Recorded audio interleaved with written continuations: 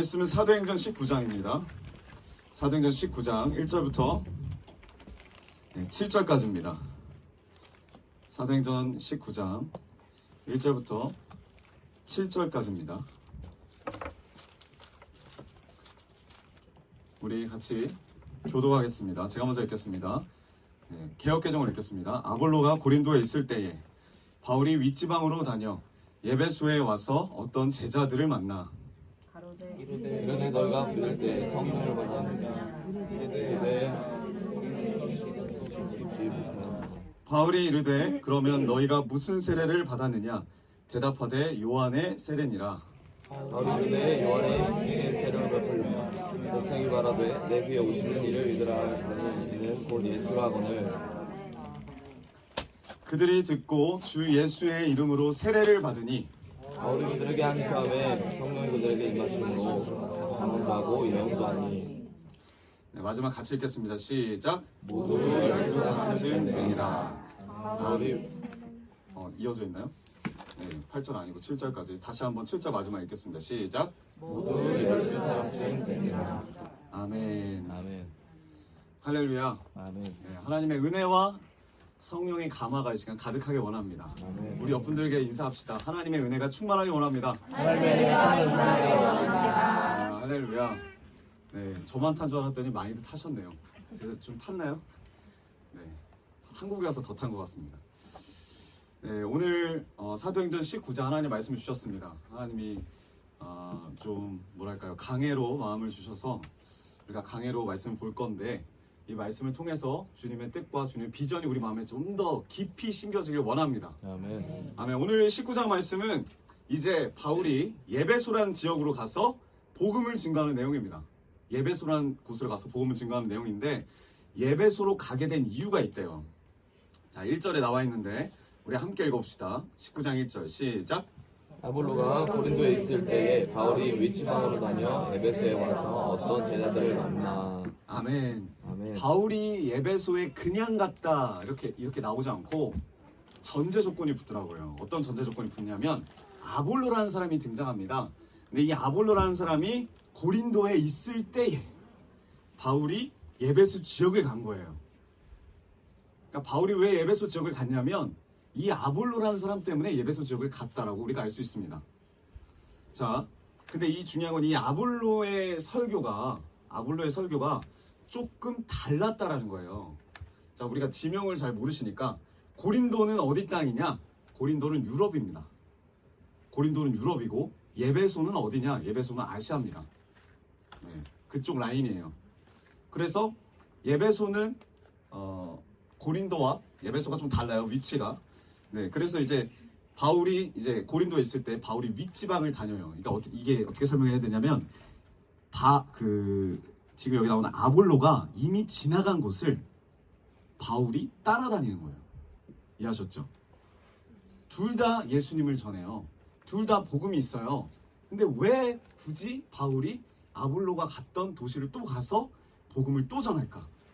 이 아볼로의 설교가 약간 문제가 있다기보다도 부족한 부분이 있는데, 이 아볼로라는 사람은 열심히 강합니다. 옛날 바울처럼. 그리고 말도 화려해요. 그래서 듣는 사람도 감동이 돼요. 분명히 복음을 듣고 기쁜데 뭔가가 부족한 거예요. 뭐가 부족했을까? 그것은 바로 전장 18장 24절을 보면 우리가 나옵니다. 제가 한번 읽어보겠습니다. 18장 24절. 알렉산드리아에서 난 아볼로라 하는 유대인이 예배소에 이르니, 예배소를 먼저 간 거죠, 이 아볼로가. 이 사람은 언변이 좋고 성경에 능통한 자라. 말도 잘하고 성경도 너무 잘하는 사람이었어요. 그런데 이 당시 때 성경은 신약이 아닙니다. 구약이에요. 신약은 아직 쓰여지지 않았으니까. 구약에 능통했다라는 말은 뭐냐면 율법에 능통했다는 말이에요. 누가? 아볼로가. 물론 바울도 능통했죠. 근데 이 아볼로도 능통했대요. 거기다가 바울이 못하는 말도 잘한대요. 바울은 말을 잘 못했다고 하거든요. 그리고 18장 25절. 그 아볼로가 일찍이 주의 도를 배워 열심으로 예수에 관한 것을 자세히 말하며 가르치나 뭐만 알았다? 요한의 세례만 알따름이라. 이 아볼로라는 사람 대단해요. 일찍이 주님의 도에 대해서 배웠대요. 예수 그리스도의 도에 대해서 배웠대요. 그리고 열심으로 자기가 배우고 깨달은 부분을 자세하게 전했대요. 말하고 가르쳤대요.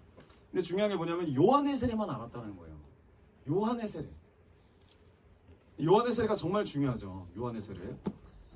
이 세례가 얼마나 중요하냐면 마태, 마가, 누가, 요한 모든 복음서에 이 요한의 세례가 등장합니다. 이 모든 복음서에 어떤 사건이 통일된 사건이 등장한다는 건 그만큼 중요한 거예요. 그리고 이 세례는 또 누가 받아요?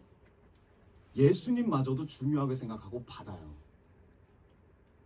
요한에게 이 세례를 받는다는 의미가 뭐냐면 나의 인생을 이제 주님께로 옮기겠다 라는 다짐이자 결단입니다. 여기 세례 받으신 분 있죠? 그 결단으로 받으셨습니까? 나의 인생을 주님께로 옮기겠다. 요즘은 그렇게까지 심각하게 뭐 교육하거나 그러진 않는데 되게 중요한 사건이에요. 이 세례라는 게. 이 요한의 세례를 다른 말로 바꿔 말하면 회개의 세례입니다. 회개의 세례. 나의 이전의 삶을 다 부정하고 이제 주님이 이끄는 삶으로 바꾸겠다. 주님을 따라가는 사람으로 바뀌겠다. 근데 중요한 게 뭐냐면 이들이 이 아볼로와 아볼로의 사람들이 요한의 세례만 알았다는 거예요. 이렇게만 들으면 문제될 게 없어 보여요. 이상할 게 없어 보여요. 근데 요한은 누구였습니까? 이 요한은 바람잡이에요. 요한은 그림자예요. 진짜 중요한 건 누구죠? 예수님이에요.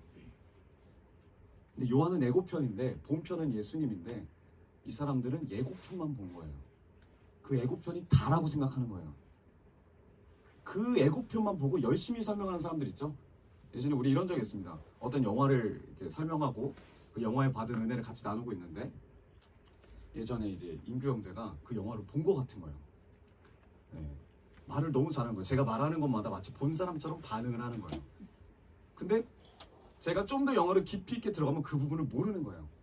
영화를 본 건가? 근데 봤대요. 알고 봤더니 유튜브에서 하는 20분짜리 예고편을 본 거예요. 네. 근데 예고편을 봐도 우리가 요즘은 하도 잘 설명을 해주기 때문에 진짜 본 것 같아요. 그쵸?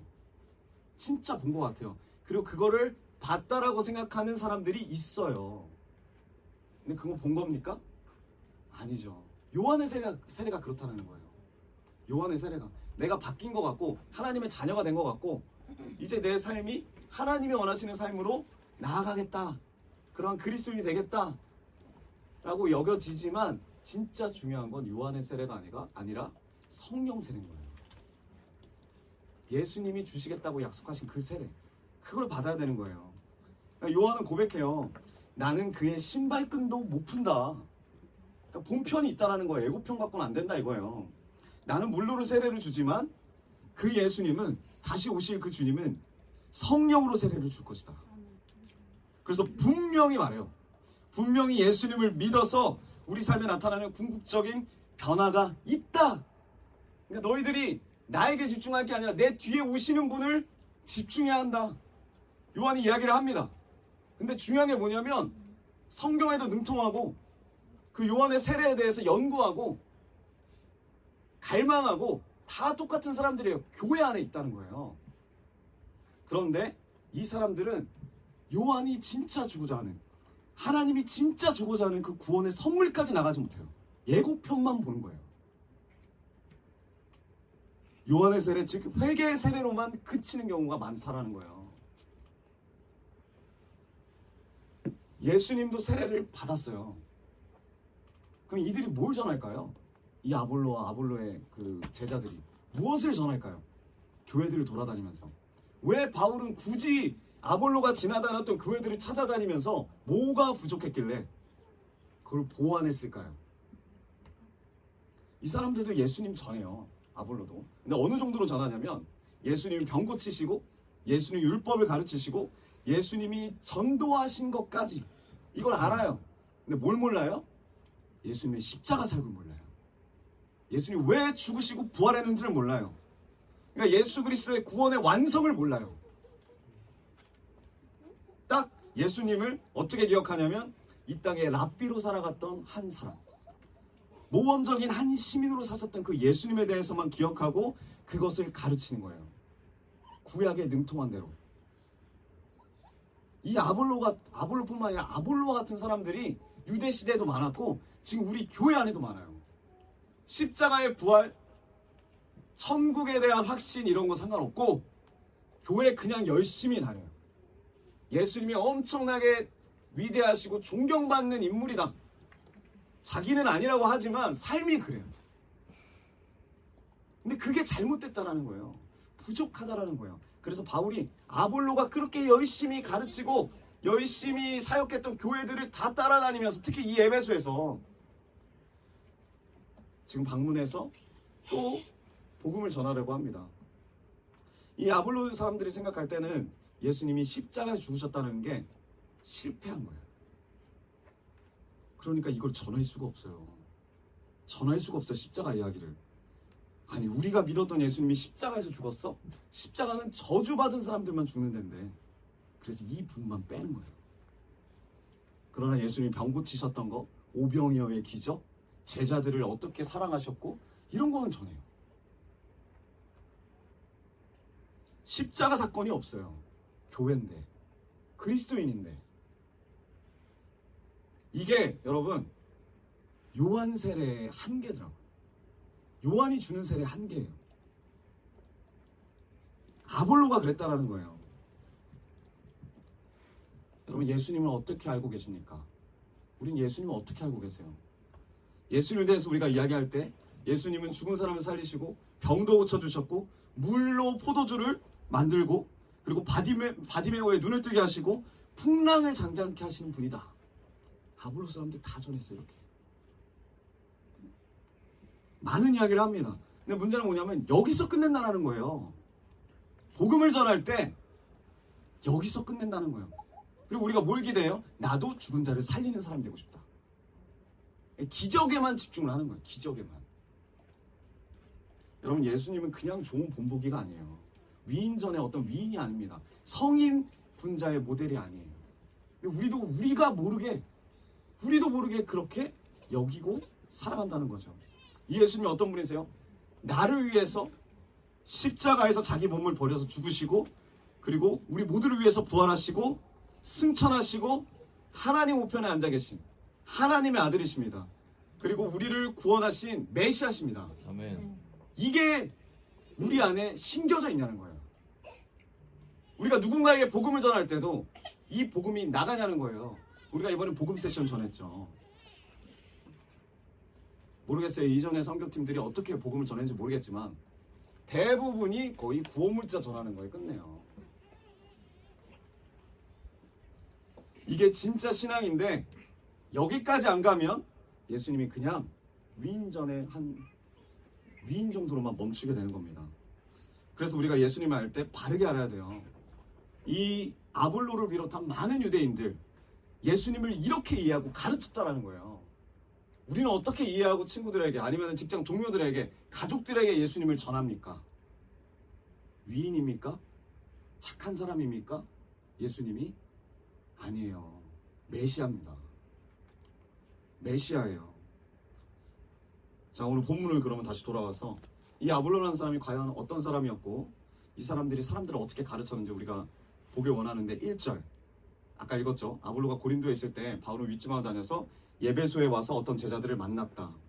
아볼로는 고린도에 왔는데 바울은 윗지방을 다녀야 되는 이유가 바로 이건 거예요.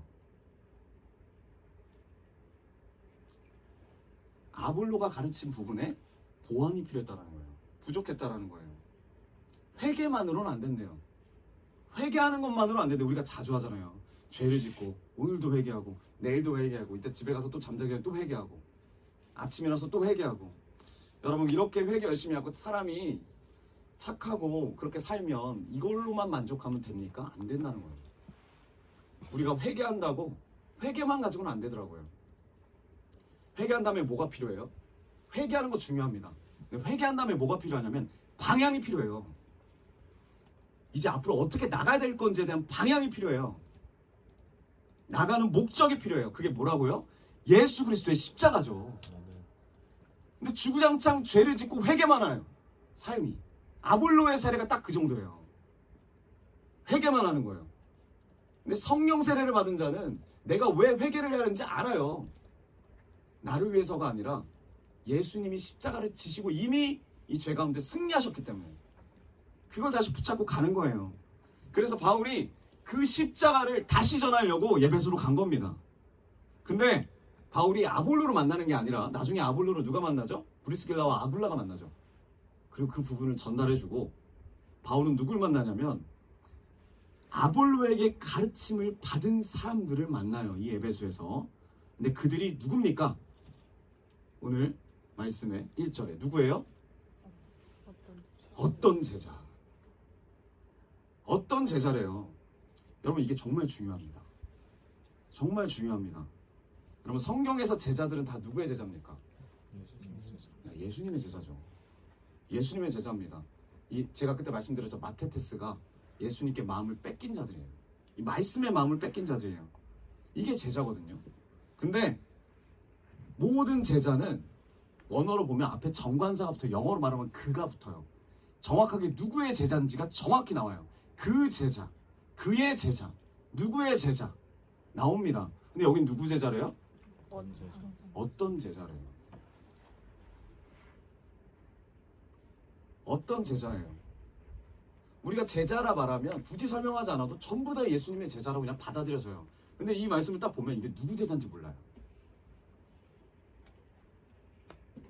누구의 제자인지 모릅니다. 이게 예수님의 제자인지 바울의 제자인지 아볼로의 제자인지 아니면 베드로를 스스로 여기는 제자인지 몰라요. 그냥 어떤 제자예요. 근데 우리로 말하면 이거예요. 교회는 다니는데 성도이기는 한데 그 성도가 과연 뭘 믿는 성도인지를 모르는 거예요. 분명히 예수님을 믿는다고는 말은 하는데 대보고 같이 지내보면 느껴지잖아요.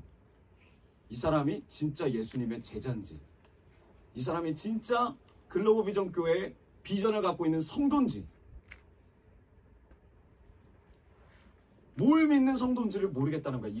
이게 바로 어떤 제자예요. 어떤 제자. 예를 들어 이겁니다. 우리가 선교를 갔었죠. 필리핀에. 간 거 아니고 예를 들어 우리가 어디 선교를 갔습니다.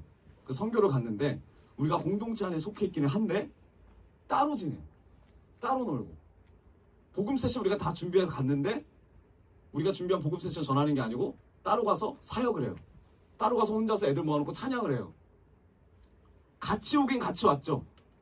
그 공동체 안에 같이 있는 것 같아요. 근데 사람들이 봤을 때는 누구라고 볼까요? 그냥 어떤 사람인 거예요. 어떤 사람인 거예요. 목적이 같지 않다라는 거예요. 교회 안에도 있고 어디 가든지 간에 있어요. 이런 사람들이.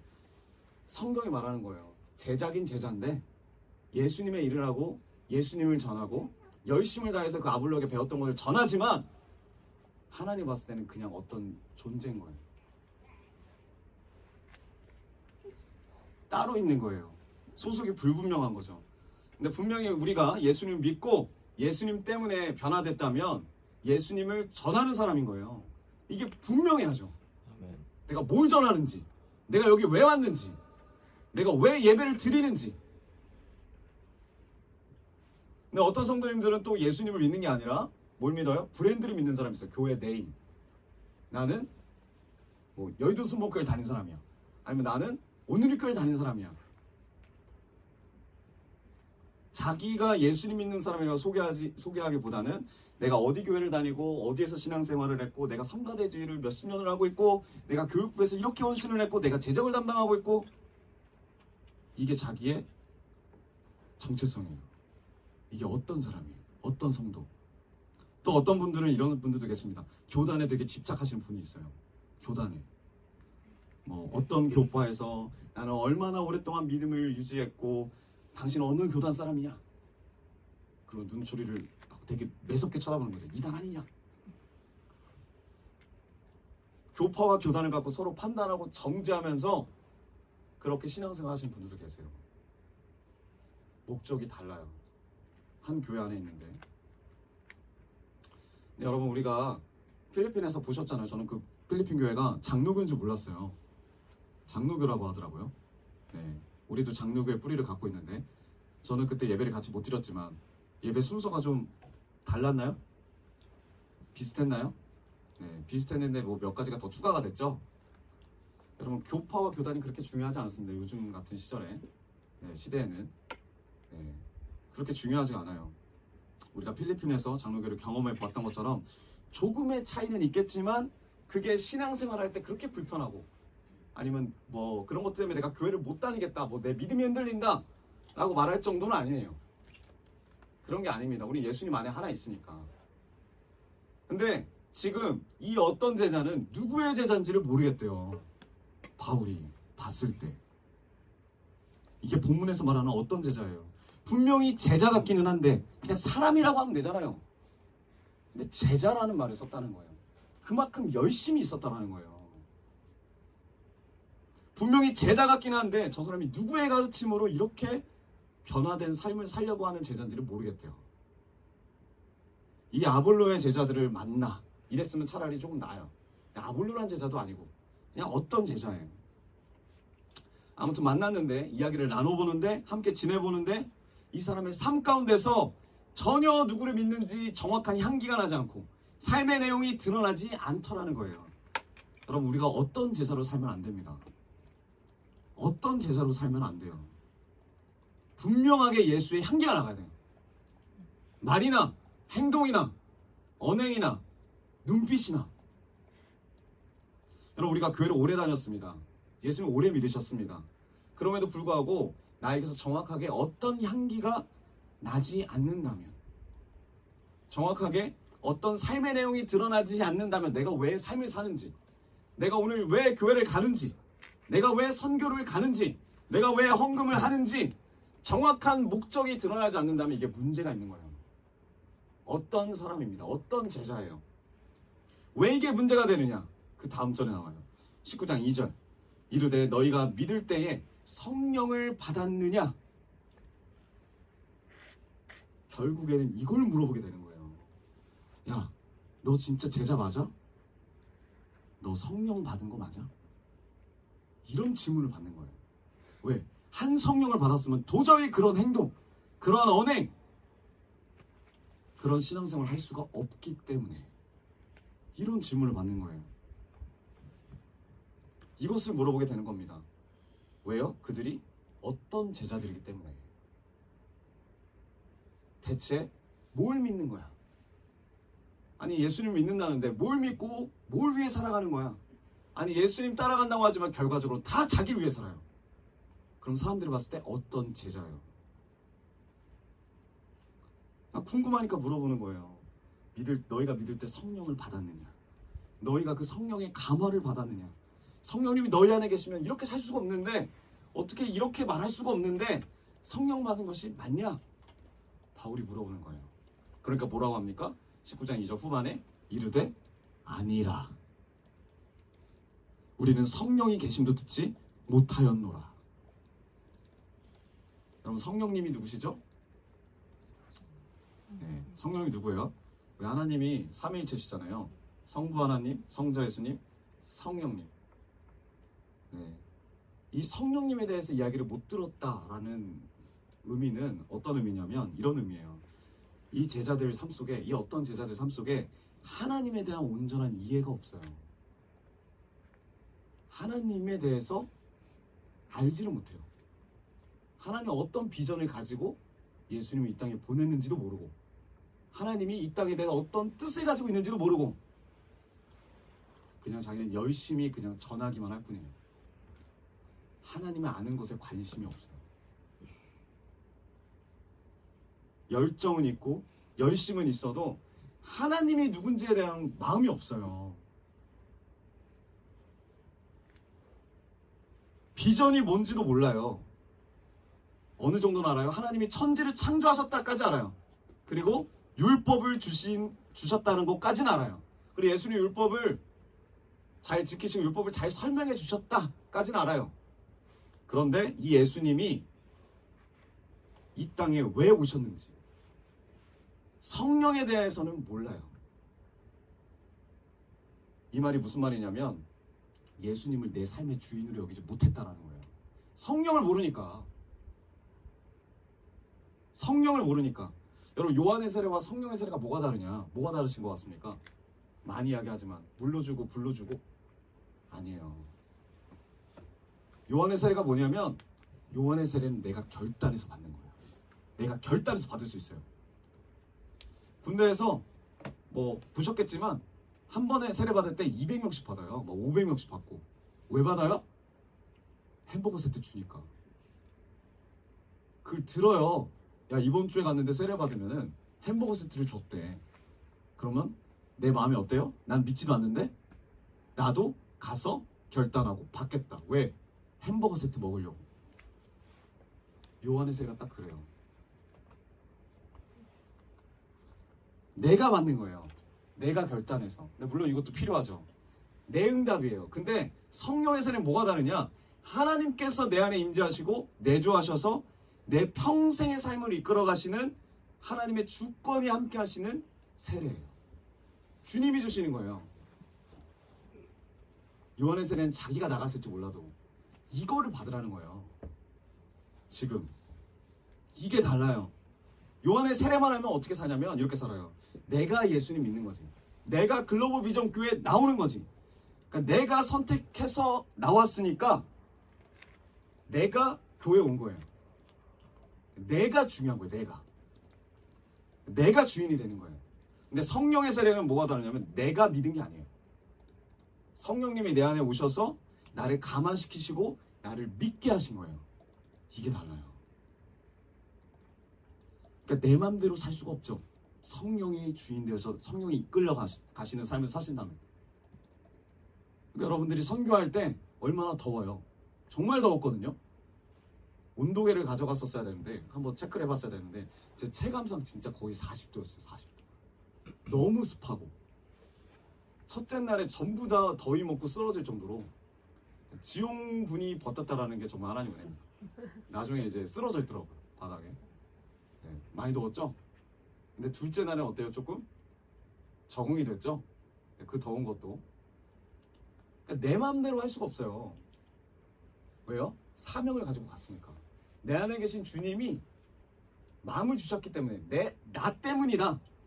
내가 그냥 뭐 다 가니까 따라갔다라고 생각하는 사람들은 집에 가고 싶어요. 투정 부리고. 밥이 뭐야? 에어컨이 있는데 왜 나오질 않는 거야? 에어컨 켰는데 31도가 나옵니다. 바람이. 막 불만이 많아요. 불만이 많을 수밖에 없죠. 왜? 내가 선택해서 내가 간 거니까. 근데 하나님이 보내신 사람들은 불만이 없어요. 그 안에 드러남이 있을지라도 내가 선택해서 간 사람들은 짜증이 나고 상대방만 욕하겠죠. 근데 하나님이 보내신 사람들은 다시 생각을 해봐요. 왜 이런 사건 가운데 하나님이 나를 보내셨나? 이유가 있을 거다. 왜? 내가 온 게 아니라 하나님 보내셨으니까. 내 맘대로 할 수가 없는 거예요. 우리 이번에 진짜 다 가가지고 드러난 것도 맞고 뭐 수도꼭지도 날아가고 네, 뭐 지푼이 1시간 동안 차있고 2명은 그 지푼이 가운데 누워오고 그런 가운데도 있어도 많이 힘들었을 거예요. 드러난 것도 많고 그걸 하나님과 다 이야기를 하고 있을 거라고, 그리고 하나님과 이때여서 풀었을 거라고 믿습니다. 분명히 불만들도 있었거든요. 하지만 하나님 붙잡고 승리하더라고요. 하나님 붙잡고 승리하는 거예요. 내 감정대로, 감정이 올라오죠. 이게 나쁜 게 아니에요. 내 감정에 먹히진 않아요. 내 감정에 먹히진 않아요. 왜? 내 뜻대로 살 수가 없으니까. 이미 내 안에 주님이 함께 하시니까. 여러분, 이게 참 중요해요. 내가 예수님 믿었다? 요한의 세례만 알면요, 이 하나님의 교회를 내 맘대로 해요. 왜? 내가 다니는 거고 내가 믿은 거니까. 내가 헌신한 거고 내가 헌금한 거니까. 내가 믿었으니까. 내가 선택했으니까. 이 글로비전 교회를 내가 선택해서 나오는 거니까. 절대 죽지 않아요, 그런 사람들. 왜? 나 때문에 나오는 거니까 내가 죽으면 안 되죠. 내 마음대로 교회에 대해서 불만을 가지고, 성도들에게도 불만을 가지고, 사역자분들에게도 불만을 가지고 드릴 생각이 없어요. 들리지가 않아요. 내가 바뀔 생각이 없어요. 그래도 우리가 많이 훈련을 받아서 이 부분을 많이 바꾸려고 하고 하나님께 드리고 있죠, 지금 우리 교회는. 근데 저쪽 먼 교회들은 상대방만 보여요. 상대방만. 근데 성령의 세례를 우리가 믿으면 우리가 다 받은 줄 알아요. 믿습니다. 그때부터 내가 결단해서 가는 게 아니에요. 성령께서 나를 선택해 주시고 이게 알아져요. 그리고 내 안에서 성령께서 변화시켜 주시고 믿게 하셨기 때문에 그때부터 주님에 이끌려서 힘들지만, 내 감정은 힘들고 내 한계에 부딪히지만 이끌려서 가는 거예요. 그리고 매 순간순간이 고비고 매 순간순간이 한계예요. 아까 진보 전사 잠깐 이야기를 하는데, 이번 선교에 대해서 잠깐 둘이서 이야기를 하다가 다음 선교 이야기하는데, 여러분 생각해 보시죠. 원래 우리가 가려 했던 곳이 어디였죠? 망고 트리 밑에 한쪽 벽이 없는 교회였죠. 거기는 얼마나 덥겠습니까? 얼마나 벌레가 많겠습니까? 더 심한 곳이라는 거예요, 거기가. 그러니까 내가 결단해서 믿은 게 아니라 성령님께서 우리를 이끄셨기 때문에 우리가 거기서 승리할 수 있는 거예요.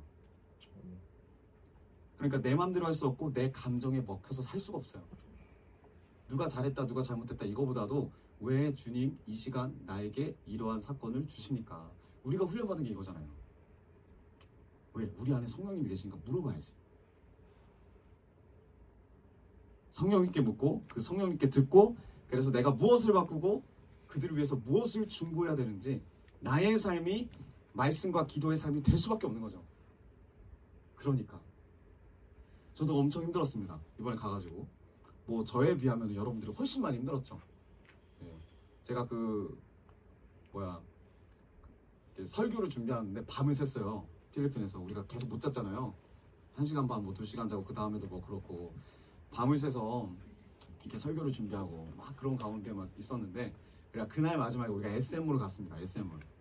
네, 마지막 이제 방 다 빼가지고, 짐 다 빼가지고 있을 곳이 없어서 시원한 곳에 들어가자 했고 SM으로 갔는데, 거기서 이제 넌지시 말을 하는 거예요. 생각나시는 분들이 있으면 여기서 바나나 칩이나 이런 거 망고 파니까 사라고, 선물을 사라고. 그래서 다 같이 이제 선물을 샀습니다. 저는 아주 무릇하게 쳐다보고 있었어요. 선물 사는 걸. 근데 저도 이전 같으면은 그렇게 선물 사고 이런 거 별로 그렇게 큰 관심이 없는데, 장녀분들이 딱 떠오르더라고요. 장녀분들이. 네. 그래서 조그마한 선물들을 이제 샀습니다. 샀는데 마음 가운데 저는 몰랐는데 이런 마음이 있었나 봐요. 누군가도 내 선물을 샀겠지. 저는 전혀 몰랐어요. 이게 드러나기까지. 샀겠지. 그리고 나서 한국에 왔습니다. 한국에 와서 이제 마중 나오신 장녀분들 이제 선물 하나씩 드리고, 이제 기쁜 마음으로 내가 이게 모르고 있다가 갑자기 이게 앞에 이제 주연자매가 앞에 있길래 이렇게 뻗어 있었어요. 다 힘들어가지고 이렇게 소파에 있는데 뻗어 있길래 제가 물어봤어요. 주연자매한테. 주연자매 선물 샀어? 이렇게 물어보니까 주연자매가 맨 처음에 그렇게 물어보지 않고 이렇게 말했어요. 주연자매 혹시, 그냥 말했어요. 그냥 나도 모르게 왜 이런 말이 나온지는 모르겠는데, 주연자매 혹시 내 선물 샀어? 이렇게 물어봤어요. 그때 주연자매가 뭐라고 대답했냐면 이렇게 대답하는 거예요. 엄청 크게 웃으면서 아, 까먹었다. 누워서, 저는 서 있고 소파에 이렇게 누워가지고 아, 까먹었다고 이렇게 웃는 거예요. 이렇게 웃는 거예요. 그때 제 마음에 저도 그냥 아무런 사심 없이 말을 했기 때문에 아, 너 바빴나 보구나 이렇게 말을 하고, 그 다음에 제가 두 번째 질문 던졌습니다. 그럼 선물 안 샀어? 아니요. 엄마 거 샀는데요. 그 말이 점점 제 마음이 무너지더라고요. 점점.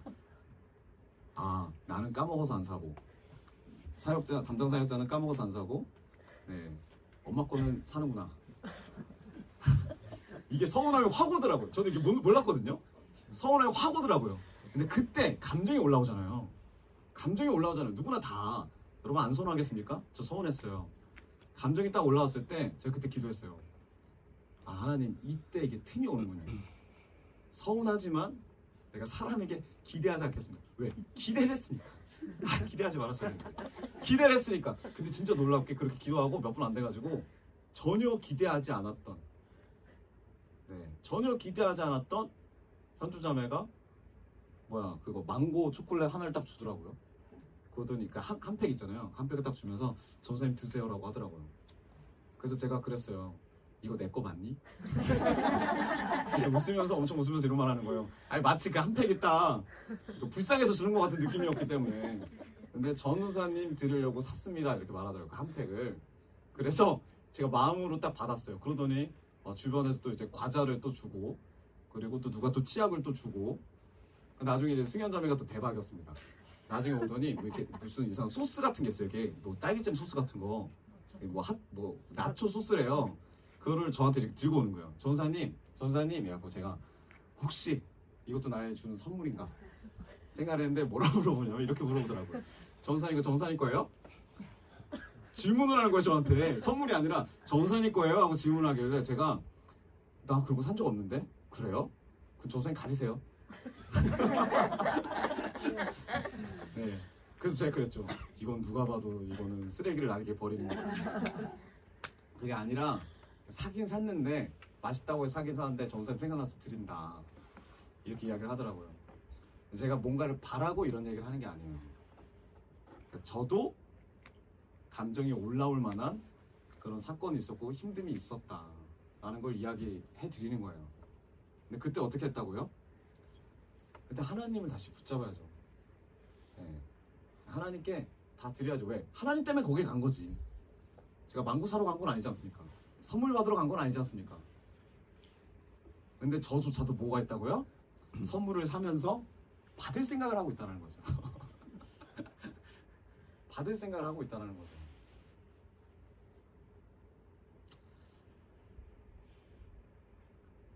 이게 굉장히 중요한 거예요. 우리가 착각을 하고 섭니다. 내가 믿었다. 내가 선택해서 믿은 거라고. 아닙니다. 우리가 필리핀에 왜 갔죠? 필리핀에 왜 갔습니까? 우리가 사서 고생한다고 그렇게 결단해서 갔습니까? 아니에요. 하나님이 보내신 줄 믿습니다. 하나님이 거기서 일하셨어요. 분명히 한 명 한 명 그 필리핀의 영혼들을 보면서 하나님의 비전이 그 눈에서 보였을 거라 믿습니다. 정말 왜 여기를 보내셨는지 하나님 마음으로 주셨어요. 성령님이 우리의 주인 되셔서 주님의 말씀을 우리의 입에 주셨기 때문에 내가 전한 게 아니라 주님이 전하신 거예요. 저는 성민 형제가 그렇게 자신 있게 영어로 전하는 모습을 처음 봤어요. 처음 봤어요. 너무 잘 전하는 거예요. 당황하지 않고 아주 위트 있게. 그러면서 한번 이렇게 생각을 해봤습니다. 그 옆자리에 앉아가지고 목사님이 계속 그 병상에서도 기도했던 게 이거예요. 성민 형제 이거 바꿔주세요. 성민 형제 저거 바꿔주세요가 아니에요. 뭘 기도했다고요? 하나님 성민 형제를 이렇게 지금처럼 바꿔주심에 감사합니다. 이게 차이가 크죠. 우리 눈엔 뭐가 보여요? 저 사람 이게 바뀌어야 되는데, 저 사람 저게 바뀌어야 되는데. 근데 제가 그때 다가왔을 때는 이게 서로 세워주는 기도구나. 서로 세워주는 기도구나. 우리 한 사람 한 사람 보세요. 아직도 부족한 게 많죠. 그쵸? 수도꼭지 떨어졌을 때 팀원들이 어떻겠어요? 기분이 바깥에서 바깥에 나가갖고 임경재가 그 수도 단수를 시켜야지 물이 잠기고, 임경재가 일어나야지 다 같이 씻는다는데, 나가서 물을 열어줘야지 물이 콸콸콸 나온다는데, 처음 리더를 했음에도 불구하고 뭐 이렇게 많죠. 부족한 부분이 많죠. 우리가 봤을 때. 그런데 여러분, 이전에 우리였으면 거기 갈 수도 없어요. 에어컨이 없는데 거기 간다? 우리 거기서 맛있는 거 많이 먹지도 못했잖아요. 그쵸? 물론 다 맛있게 먹었지만 하나님의 은혜로 우리가 기대했던 숙소가 아니었죠. 우리가 기대했던 운송수단도 아니었어요. 지푼이 얼마나 힘듭니까? 처음에는 다 신기해서 그거 타겠다고 달려들어가더라고요. 나중에는 이야기하는데, 저는 거기 한 25명, 거의 30명 가까이 타는 걸 봤거든요. 필리핀 사람들이. 그 위에 천장도 타요. 저 천장에 또 타봐가지고. 근데 우리 교회 분들은 거의 20명이 정원이더라고요. 네, 타는데 하는 말이 어느 정도로 표현하냐면, 앞사람을 쳐다봤을 때 앞사람 볼이 내 앞에 보인다. 부담스럽다. 네. 이 정도로. 그러니까 우리가 한 게 아니라 이렇게 힘들지만 하나님 우리 안에 들어오셔서 성령님 이끌어 주셨기 때문에, 성령님 우리의 주인이 되어 주셨기 때문에, 우리의 입술에 하나님 말씀을 주셨기 때문에 그 말씀을 전한 거예요. 아멘. 그들이 느낄 때는 떠듬떠듬일 수도 있지만 마음이 열렸대잖아요. 마지막에 진표 전사님이 뒤에 정리하고 목사님들 다 이야기하고 인사드리고 오면서 그 교회 사람들한테 이야기를 했대잖아요. 사실은 우리 담임 목사님이 돌아가신 지 3주 정도밖에 안 됐다. 그 말에 마음이 다 열렸어요. 여러분 생각해 보세요. 그럼 목사님이 그렇게 아프실 때 우리가 그걸 준비한 거 아닙니까? 마음이 열렸어요. 아, 하나님이 그렇게 하시는구나. 하나님이. 그게 아니면 우리가 덥고 배고프고 그리고 결단이 흔들리는 요소들이 등장할 때마다 뭐 예를 들어서 뭐 인규 형제도 키를 주고 갔어야 되는데 마트 갈 때 키를 가지고 갔어요. 그래서 팀원들이 집을 못 들어가는 상황이 일어났어요.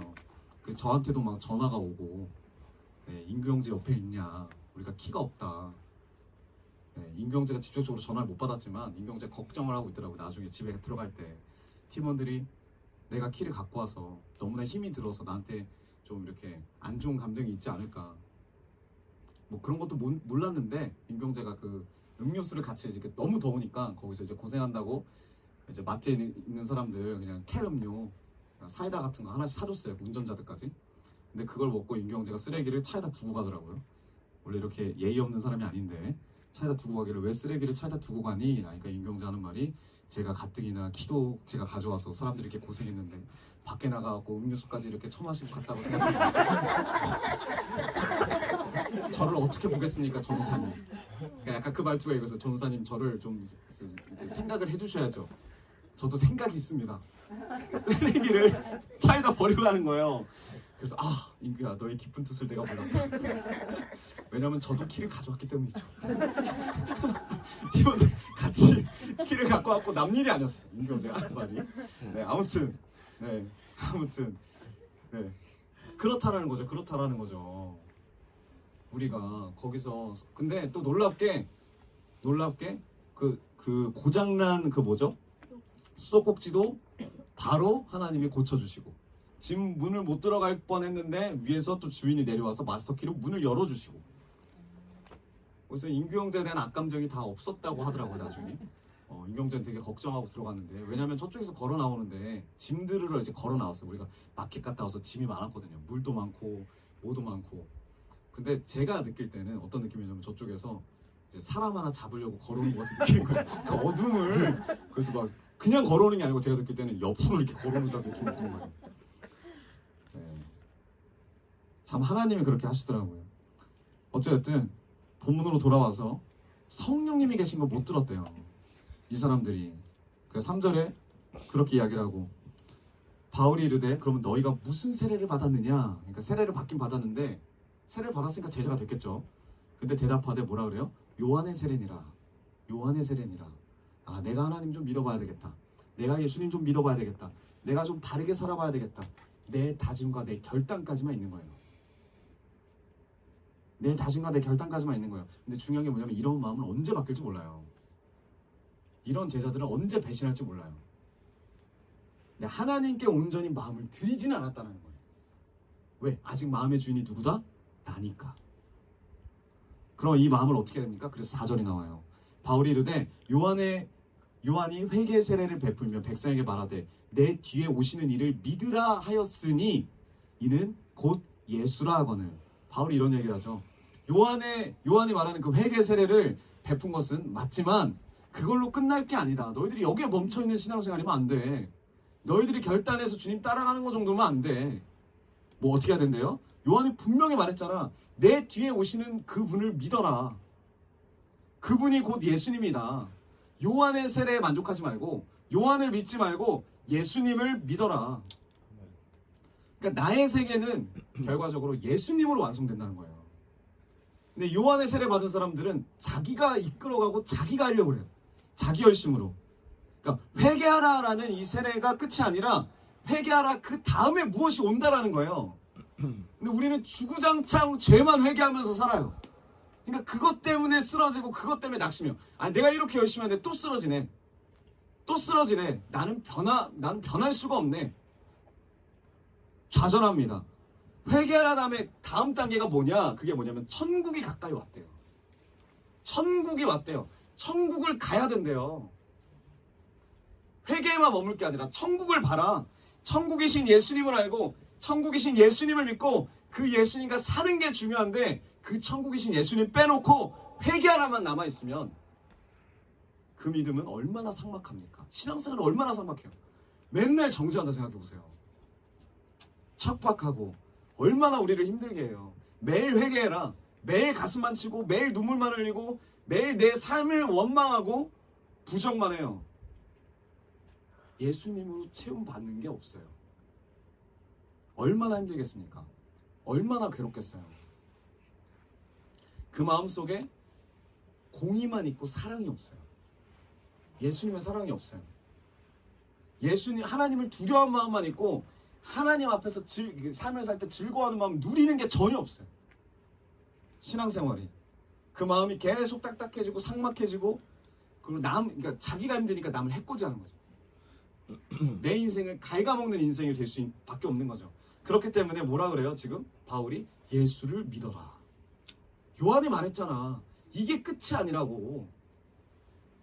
예수를 믿어라. 예수를 믿어라. 그 예수님이 너의 주인 되신다. 그게 바로 주님이시다. 그랬더니 5절입니다. 그들이 들어요. 그리고 주 예수의 이름으로 세례를 받으니. 중요한 게 뭐예요? 이제 정확하게 신분이 생겼다는 거야. 어떤 제자가 아니라 예수의 이름으로 세례를 받은 예수님의 제자가 되는 거예요. 예수님의 제자가 되는 거예요. 그 전까지는 요한의 세례만 받았어요. 회개하고 매일매일 회개하고 내 삶을 부정하는 그런 세례였다면 더 중요한 게 뭐냐면 이제 주 예수의 이름으로 받는 세례, 성령 세례를 받았다는 거예요. 그러니까 좀 더 쉽게 이야기하면 요한의 세례는 이렇게 생각하시면 돼요. 멘토 한 명을 모시는 거예요. 우리 인생에. 멘토. 잘 아시죠? 네, 멘토. 그래서 그 예수님을 멘토로 모셔서 내 옆자리에 앉히는 거예요. 내 옆자리에. 근데 내 옆자리에 앉았는데 이 옆자리가 무슨 자리냐? 조수석이에요. 조수석. 근데 운전석은 누가 앉아있어요? 내가 앉아있어요. 이게 요한의 세례예요. 예수님을 좋은 멘토로 여기지만 내 조수석에 앉아있어요. 나는 내가 핸들을 잡고 운전해요. 그래서 예수님한테 이렇게 얘기하는 거예요. 예수님, 좋은 말씀 많이 해주십시오. 내가 예수님 말씀 듣고 따라가겠습니다. 근데 여러분 운전하시는 분들은 알아요. 옆에서 계속 말하잖아요. 짜증나요. 일로 가야 돼. 절로 가야 돼. 아, 좀 조용해. 내가 알아서 갈 테니까. 괜찮아. 좀 돌아가도 돼. 화가 나요. 화가. 우리가 그렇게 예수님한테 해요. 옆에서 예수님 말씀하실 때마다 좀 조용히 하세요. 한 번 더 말하면 안전벨트 매갖고 입까지 꼬매버릴 거예요. 힘들다니까 예수님 그렇게 말하는 게. 그런데 예수님을 버릴 수는 없어. 내 조수석에 두는 거예요. 근데 이게 요한의 세례라면 성령 세례는 뭐냐면 내 운전석을 내어드리는 거예요. 주님께. 주님 자리를 바꾸시죠. 이쪽으로 오세요. 주님 운전하시고 제가 옆에 조수석에 앉겠습니다. 그러니까 예수님이 내 인생의 핸들을 잡으시는 거예요. 예수님이 진짜 주인이 되시는 거예요. 이제 진짜 주인. 그런데 예수님이 내 옆에 앉아 계신다면 문제가 있죠. 내가 조수석 자리로 가는 것이 바로 성령 세례예요. 그러한 사람에게, 그러한 삶을 사는 사람에게 바울과 같은 사람이 물어볼 수가 없는 거죠. 너 성령 세례 받았니? 라고 물어볼 수가 없는 거예요. 왜? 삶에서 나타나니까 이 사람이 진짜 예수님을 따라가는 사람인지 예수님을 조수석에 앉혀놓고 사는 사람인지 그런 사람들이 예수님을 전한다니까요. 예수님 이렇게 이야기하셨어. 예수님 저렇게 이야기하셨어. 아주 자세하고 면밀하게 연변이 뛰어나게 전한다니까요. 지금 이 어떤 제자들을 보면 예수님 믿긴 믿는데 자기 마음대로 살고 자기 뜻대로 살고 자기 감정대로 살고 자기가 주인 되는 삶을 사니까 바울이 그렇게 물어보는 거예요. 너는 성령 세례 받았니? 성령님이 너의 주인이신 거 맞아? 여러분 과연 자신에게 질문해 보십시오. 나는 누구의 세례를 받으셨어요? 자신에게 나는 누구의 세례를 받으셨어요? 네. 물어봐야 되는 사람입니까? 내 자신에게. 나는 누구의 세례를 받았지? 일서가 너 누구의 세례를 받았니? 물어봐야 되는 사람입니까? 아니면 묻지 않아도 분명하게 예수 그리스도의 세례를 받은 사람입니까? 그래서 6절에 어떤 결과가 나타났습니까? 19장 6절 바울이 그들에게 안수하매 성령이 그들에게 임하심으로 방언도 하고 예언도 하니. 방언도 하고 예언합니다. 뭐 이 부분은 뭐 짧게 이야기하자면 이거예요. 방언은 소통이에요. 하나님과의 소통이 열려요. 영이 열려서. 예언은 뭐냐? 예언은 우리가 생각하는 그런 예언이 아닙니다. 여기 예언은 그냥 단순히 뭐 미리 애자 뭐 이런 게 아니에요. 미리 앞길을 본다 뭐 이런 게 아니에요. 우리가 성령 받으면 방언 열리고 미리 앞을 본다 이렇게 말하지만 여기 애자는 한자잖아요. 한문이잖아요. 그러니까 이게 참 어려운 거죠. 우리가 성경을 읽을 때 그 예언은 우리가 생각하는 그 예언이 아니에요. 이 예자는 뭐냐면 미리 일어날 일을 얘기하는 그 예언이 아니라 맡길 예자예요. 완전 달라져요. 맡길 예자고 언이 뭐예요? 말씀언. 그럼 뭐예요? 이 예언이? 말씀을 하나님 우리에게 맡겨주신다는 거예요. 성령님이 우리 안에 오시면 하나님과 소통하는 기도가 열리고 기도가 열리면 하나님의 말씀이 우리 안에 맡겨지는 거예요. 우리가 그때 필리핀에서 설교했던 말씀 들었던 예레미야처럼 하나님이 예레미야에게 말씀하시는 거예요. 그 말씀을 맡는 거예요. 하나님의 말씀을 맡는 거예요. 이 예언이 그럼 뭐냐? 감화력입니다. 감화력. 감화력이 뭐냐면 이런 거예요. 좋은 영향을 줘서 그 사람이 생각이나 감정이 변화되는 거예요. 여러분 주님이 우리에게 성령님이 우리의 주인이 되시면 주님이 우리에게 말씀을 맡기세요. 그럼 맡긴 말씀을 어떻게 해요? 우리도 모르게 전하게 돼요.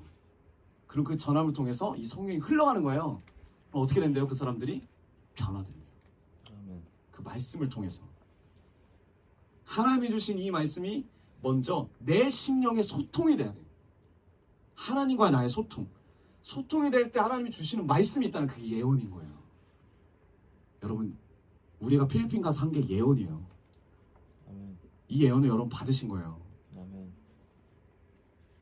그러니까 우리가 이런 지식이 너무 없어요. 예언을 우리가 받았어요. 우리가 받은 그 말씀을 그들에게 전한 거예요. 이걸 우리가 쉽게 말하면 전도라고 하죠. 성령이 임할 때 그래서 전하지 않을 수가 없는 거예요. 이 말씀이 내게 주신 나와 소통이 일어난 하나님의 말씀을 이제 다른 영혼들에게 전하면서 그 영혼들이 영향력을 끼치는 거예요. 이게 바로 감화예요. 성령의 감화, 감동. 그리고 그 사람의 삶에 변화가 일어나요. 그러려면 내 삶이 먼저 변화가 일어나야 돼요. 왜? 내가 소통하는 사람이니까. 나는 바뀌지도 않으면서 다른 사람에 영향을 준다는 거는 말도 안 되는 이야기예요.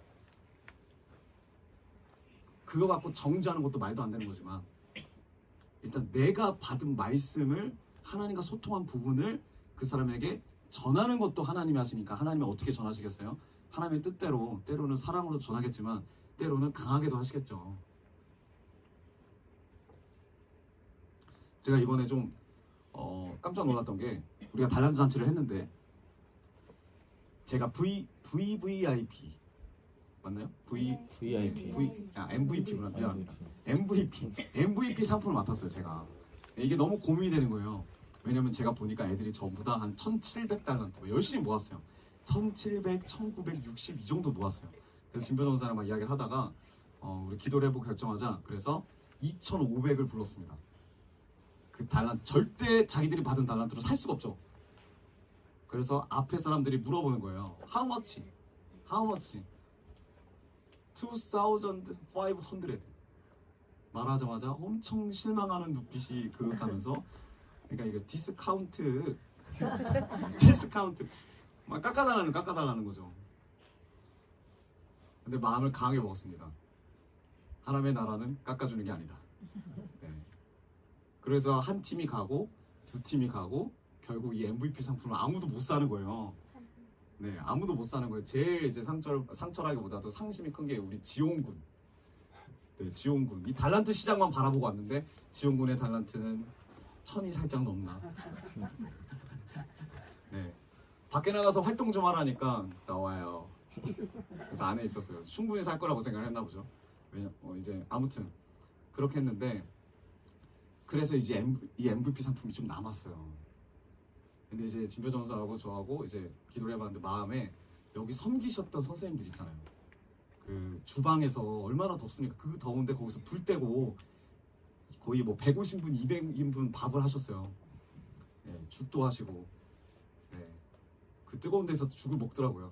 우리 친구들이. 그러니까 그분들을 다 불러서, 목사님 다 불러서 우리가 달란트를 드리고 여기서 사게 하자. 그리고 정말 핵심 member들, 고생한 그 필리핀 사람들한테 이 MVP 중에 마음에 드는 거 하나씩 고르게 하자. 그들이 이 이야기를 진표전사 이야기를 하자마자 막 전부 다 고함을 지르고 고함을 막 지르는 거예요. 너무 좋다고. 왜 자기들이 받을 거란 생각 못 한 거예요. 주는 것만 생각했지. 제 눈앞에서 그렇게 고함 지르고 좋아하니까 저도 깜짝 놀랐어요. 아니 이게 복음보다 더 좋은 거 아니야? 제일 좋아하더라고요. 제일 좋아하더라고요. 그래서 다 이렇게 고르는 거예요. 나는 이 스마트워치가 마음에 든다. 나는 이 IC카가 마음에 든다. 나는 이 비행기가 마음에 든다. 그 청년들이 다 달라붙어가지고 다 만져봐 이렇게. 근데 놀라운 사실이 뭐냐? 아무도 집지 않아요. 왜 집지 않을까요? 저는 거기서 아 진짜 이거는 부럽다 라는 마음이 들었습니다. 왜 집지 않았을까요? 네, 뒤에서 목사님이 쳐다보고 있었어요. 자기가 가지고 싶은 거. 그 목사님이 고르기 전까지 자기들이 고르고 싶은 거 막 자유롭게 표현해요. 근데 그 목사님이 고르기 전까지 아무도 가져가지 않아요. 그래서 그 목사님이 오셔서 하나 딱 골랐어요. 그게 뭐예요? 청년들이 원하는 스마트워치. 그 목사님 그냥 그거 골라서 가져갔어요. 자기가 필요하다고. 근데 그거 갖고 낙심하지 않고 그거 갖고 좌절하지도 않아요. 실망하지도 않아요. 다른 것도 있으니까 주신 게 감사하니까 기쁨으로 그렇게 가더라고요. 그리고 나서 우리가 내려왔어요. 진표전사하고 제가 뭐 그 전에 밥을 먹었나 아무튼 그게 딱 떠올랐는데 이게 뭐였냐면 그 우리가 거기서 닭 먹었잖아요. 알죠? 점심인가요? 망고 먹을 때 네, 우리 그 길게 이제 책상 만들어져서 이제 앉아서 식사라고 하는데 저랑 진표전사가 서 있었거든요. 근데 여러분들이 다 앉아 있더라고 거기. 자리가 부족했어요. 그 의자 누가 갖고 왔어요? 우리가 갖고 왔어요. 우리가 갖고 와서 여기 현지 목사님도 앉히라 그러고 앉혀주고 아 그때 제가 의자를 먼지들 막 애들이 먹으면서 밥알 묻은 거 막 털면서 무슨 생각했냐면 주님 힘들어요. 이거를 말해야 되나요? 말아야 되나요? 근데 앉아서 너무나 기쁘게 있는 거예요 다들. 망고 보면서 너무 즐거워하면서 망고 하면서 부러웠어요 솔직히 마음 가운데. 아 이렇게 사역자분들을 생각하는 마음이 있구나. 근데 이제 결정 차렸다는 게 이제 여기 선물이 없었다는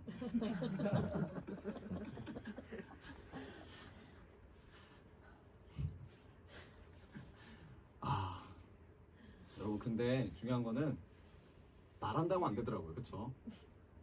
이거 우리가 교육이라고 하고 뭐 알려줄 수도 있지만 네, 이렇게 또 말씀을 통해서 우리가 함께 나누는 게 좋잖아요. 그럼 다음번에는 조금 더 우리가 질서에 대해서 생각도 하고 네 그렇게 하겠죠. 다음 선거 때는. 그리고 뒤에서 이제 홍수 목사님이 어른 대표로 가셨잖아요. 아주 장년부 대표로 열심히 잘 이렇게 수행하셨습니다. 네, 지수자매님과 두 분이서 네, 그 눈에는 보이잖아요. 어른들의 눈에는 이게 좀 부족하고 이게 안 되고 이런 부분들을 홍수 목사님이 그런 얘기를 하시는데 홍수 목사님도 이제 게이지가 차니까 점점 이제 화가 나시는 거예요. 왜 그러니까 그 애들 그 꼬맹이들 왜 질서를 못하고 그렇게 막 이렇게 하냐. 그래서 제가 이야기를 했죠. 애들이니까요. 아 애들이니까. 그렇지 애들이니까. 마음을 빨리빨리 바꾸시고 정말 홍수에서는 마음 많이 찢으셨어요. 거기서. 네. 아침에 저희 그 시조였는데 저희 시조에 저랑 홍수사님이랑 지원군과 수인자매와 채연자매와 은혜사모 이렇게 6명이 잤습니다. 근데 제일 먼저 일어나신 분이 홍수사님이에요. 몇 시에 일어날까요? 새벽 4시? 그리고 한 4시 반쯤에 지원군을 깨워요. 4시 반에. 우리가 1시쯤 자는데 4시 반에 지용아 씻어야지. 근데 놀라운 사실은 뭐냐면 지용군이 나와요. 네 하고 나와요. 근데 씻으러 가지 않고 현관문 앞에 쇼파로 가서 다시 누워요. 그럼 홍세쌤이 씻고 나서 지용아 씻어야지. 네 하고 다시 돌아서 씻어요. 그러니까 헌신 많이 하셨어요. 네, 지용군 옆에서 이렇게 잘 이렇게 해주시고 아침도 항상 챙겨 드시고 챙겨주시고. 그래서 제가 그랬어요. 우리는 아침을 다 먹는데 왜 설거지 거리가 없죠? 그 홍세쌤이 저한테 이런 말 하는 거예요. 누군가 닦았겠지? 그걸 몰라서 묻습니까? 누가 닦았어요? 홍세쌤이 다 닦으셨다. 그러니까 누군가 그렇게 다 희생을 하는 거예요. 여러분, 우리가 거기서 화낼 수도 있고 짜증낼 수도 있고 드러나는 것도 많지만 정말 열심히 거기서 하나님 마음 받아서 섬기려고 해서 왜? 다 피곤하고 다 힘드니까. 주신 말씀 붙잡고 그 말씀이 하나님 나라로 흘러가게끔 영향력을 많이 끼쳤어요. 여러분들도 모르게 서로 간에 잘 모르겠어요? 예전보단 다르잖아요. 예전에 선교 때 드러났던 거랑 다르잖아요. 얼굴을 서로 보세요. 얼굴 다르잖아요. 여기 뭐 시커먼 사람 있습니까 지금? 네, 뭐 있을 수도 있지만 그건 하나님 앞에서 바로 풀 거고. 우리가 이 필리핀에서 이 귀한 사역들을 했을 거라고 믿습니다. 그 영혼들이 너무너무나 귀하고 그 영혼들이 다 살아났어요. 진짜 감사한 거는 필리핀에 도착하기 전에 진표도사 먼저 왔잖아요. 그때는 비가 진짜 하늘 열리듯이 왔대요.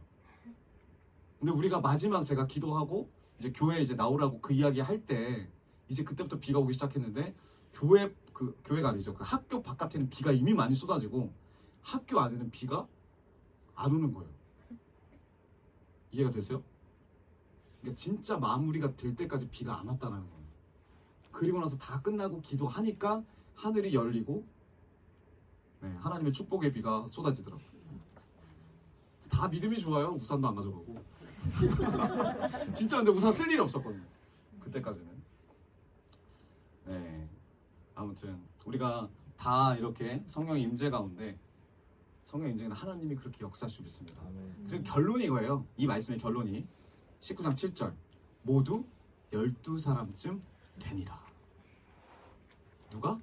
그 어떤 사람이지만 예전에는 어떤 사람이지만 예수님하고 상관없이 그냥 요한의 세례로만 만족하던 그런 사람들, 그런 제자들. 근데 그 제자들이 예수님을 받아들이고 이 예수님의 제자가 된 그 사람들의 숫자가 몇 명이라고요? 12사람쯤이래요. 아니 12사람이 12사람이지 왜 12사람쯤일까? 그러면 이 12이 정말 중요해요. 왜 여기 12일까? 이게 바로 회복의 숫자예요. 아멘. 야곱의 지파, 야곱의 자녀들을 통해서 이스라엘 지파를 만들어서 이스라엘 백성을 만들어서 그게 몇 명? 12명. 근데 이스라엘 백성이 하나님을 떠나자마자 이 지파가 다 무너졌어요. 12지파가 무너졌어요. 이스라엘 백성이 무너진 거예요. 그래서 이것을 다시 회복시킨다는 마음으로 예수님이 이 땅에 오셔갖고 제일 먼저 한 게 뭐예요? 이 12명의 제자들이 12지파예요. 하나님의 백성들을 다시 세운다는 거예요. 그런 상징적인 의미가 있습니다. 근데 이게 무너졌다라는 거예요. 이게 무너졌었다라는 거예요. 여러분, 그래서 하나님이 다시 한번 회복의 사인을 주신 게 그 12제자예요. 그리고 예수님을 모르는 어떤 제자들이었지만 이제 예수님 안에서 복음을 받아서 변화된 이 제자들의 숫자가 12명이다. 온전한 회복이 일어난 거예요. 그걸 말하는 거예요. 하나님과 함께하는 온전한 회복. 온전한 제자들의 삶. 온전한 회복이 일어나는 곳이 어디입니까? 천국이에요. 천국. 여러분, 근데 이 천국 문이 몇 개인지 아십니까? 제가 이미 모든 답을 다 드렸는데. 네. 요한계시록 보면 12개의 문이 있어요. 이 천국에 보석은 이 문에 부착된 보석이 몇 개겠어요, 그러면? 네. 아니, 몇 개냐고요, 몇 개. 12개예요. 그리고 거기에는 천사가 있어요. 어떤 천사, 몇 명인 줄 아세요, 천사가? 네, 12천사가 있어요. 다 12이에요. 그리고 그 천국에 있는 생명나무 열매가 있어요. 근데 열매들이 몇 가지가 맺혀요? 네. 오, 어떻게 아셨어요? 네, 12가지가 맺혀요. 12이 상징적으로 회복이에요, 회복. 회복. 요한계시록 나오는 게 모두 다 12이야. 왜? 회복됐으니까. 하나님 나라로 회복됐으니까. 이 새하늘과 새 땅의 표징이 뭐냐? 그게 12이에요. 12예요. 그러니까 오늘 본문에서도 왜 12사람쯤 되니라 라고 했을까? 예수님의 부활도 모르고 십자가도 모르고 성령 세례도 모르고 요한의 세례만 주구장창 알고 최선을 다하고 열심을 다했지만 구약에 사로잡혀서 예수님의 오신 이유도 모르고 하나님의 뜻도 모르던 그 기초적인 신앙에 사로잡혀 있던 그들이 이제 어떻게 됐대요? 회복됐대요. 아멘. 하나님이 원하시는 뜻대로 회복되어서 이제 하나님 말씀을 듣고 그 말씀을 들고 예수님의 십자가 부활을 증거하는 진짜 마테테스가 됐대요. 진짜 제자가 됐대요.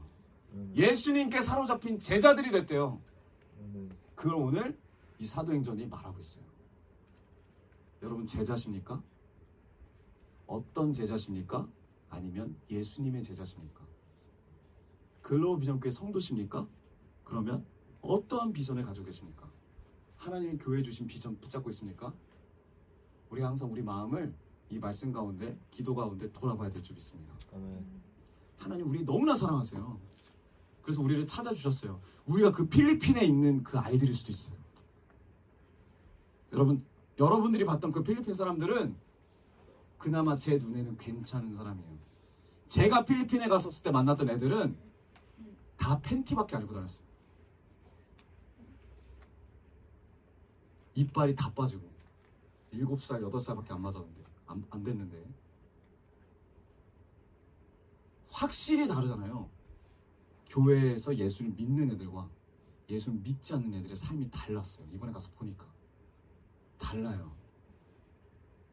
하나님의 은혜인 줄 믿습니다. 하나님 우리 교회에게 주신 비전이 커요. 은혜가 큰 줄 믿습니다. 여러분 그때마다 내 결단으로 나가는 게 아니에요. 다음에 하나님이 선교 은혜를 주시면 또 가겠지만 우리 결단으로 가는 게 아니에요. 하나님이 성령님이 우리 안에 계시기 때문에 그 주님께 붙잡힌 바 되어 갈 줄 믿습니다.